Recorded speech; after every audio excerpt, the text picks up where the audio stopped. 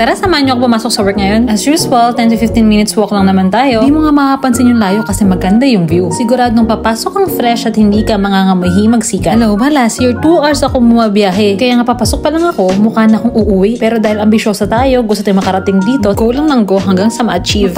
Thank you Lord ka lang sa work-life balance dito. Let me share it with you. Una sa lahat ng first priority is childcare. Siyempre, i-inform mo sa employer kung ano yung time availability mo. One good example is yung sa amin ni Hubby. Ang usual schedule niya is closing. Dahil ako independent, mag-a-adjust ako sa schedule niya at ako ang mag-work ng opening. Kapag naka-rest day siya, ako naman yung closing. Kapag ka-opening siya, ako naman yung rest day. So, kailangan talaga ng extreme time management para ma-accommodate lahat ng expenses and billings dito. Next is walang OTY dito or overtime, thank you. Pag out na. Hindi ka bilang dito yung mga tagapagmana. Pero syempre, kung busy, tatanungin kanila kung kaya mo mag-extend. In regards to wage naman, ang minimum is 10.42 pounds. So for now, hindi mo na ako nag-managerial position dito dahil walang vacancy. At the same time, priority ko yung distance na hindi na ako babahe. Lalo na't may mga schedule ang mga bosses dito. And last and obviously not the least, work environment. Walang ka-toxic. They are really working professionally. Hindi uso ang crab mentality dito. And that's what matters most, yung mental health mo. And I truly believe that God will provide what you need and not what you want. Cheers!